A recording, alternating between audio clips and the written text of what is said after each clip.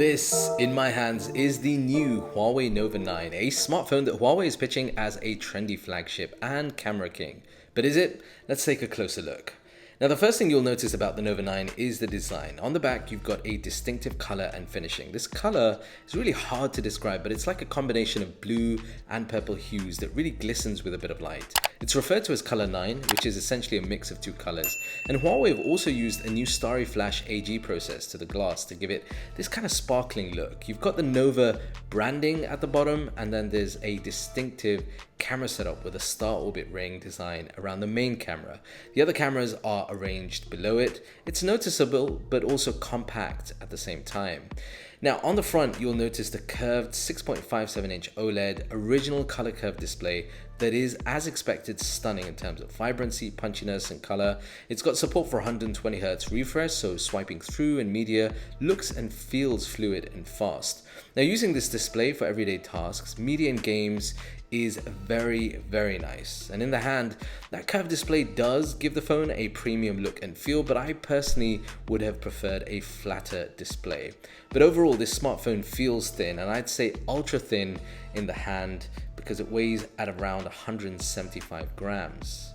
Now, one of the standout features on the Huawei Nova 9 is the camera. Huawei referred to this as an Ultra Vision AI quad camera featuring a 50 megapixel main camera above an 8 megapixel ultra wide, 2 megapixel macro and 2 megapixel depth sensor.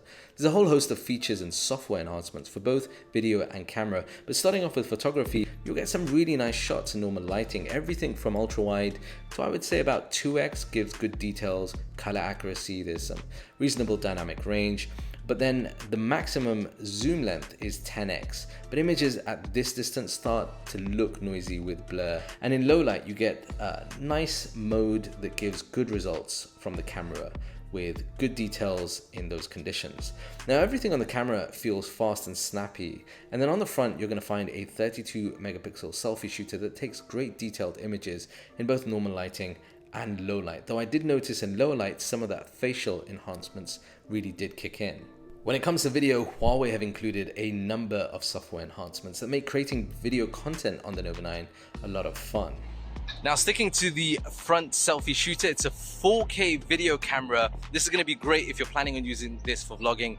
There is one really cool feature that will allow you to switch seamlessly between the front-facing video and the rear without having to stop and start again. Now, this is really helpful, particularly for video creators, because it means instead of having two video files that you need to edit and chop up together, you can do that simply with one. It makes it really easy.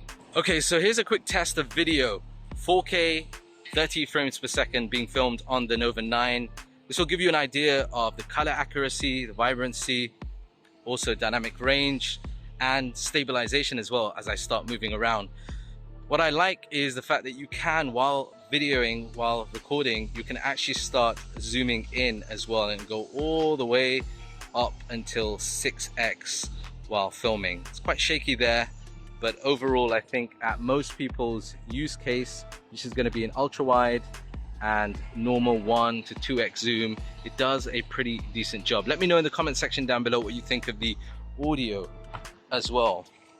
Now, another really cool feature in video is something called vlog mode, which allows you to film both with the front and the rear camera at the same time. This is great for reactions. It's great for vlogging when you're talking about context as well.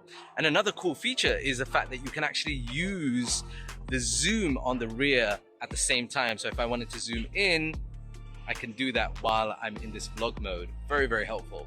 There's also a one-click video creation feature which saves time by allowing multiple video clips to be stitched together with sound and music. Select the clips, filters and music, and then the Nova 9 will make it up with a single click. Now, software-wise, this is powered by Android 11 with Huawei's EMUI 12, which adds customization and other features. Google apps are still not available, but can be accessed using the browser, but majority of the apps can be downloaded by the Huawei app gallery. You've got a Snapdragon 778 processor paired with 8 GB of RAM, plenty of speed for gaming, including graphic-heavy ones, and also for daily multitasking.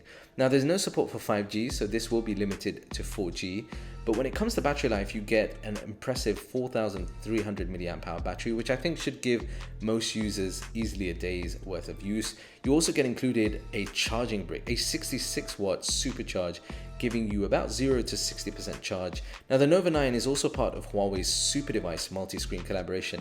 That allows you seamless integration if you own multiple Huawei devices that support this. This is really helpful in screen sharing, file transfer, and multitasking features. The Huawei Nova 9 pre-orders are going to start from the 4th of November, and the price will start from 1,799 dirhams, and it will be available in stores from the 11th. And you also get gifts. All of the pre-order information can be found in the description below. Let me know your thoughts on the Huawei Nova 9, and if you'd like to see more on the channel, then hit that subscribe. Now check out this other video here. I'll see you there next.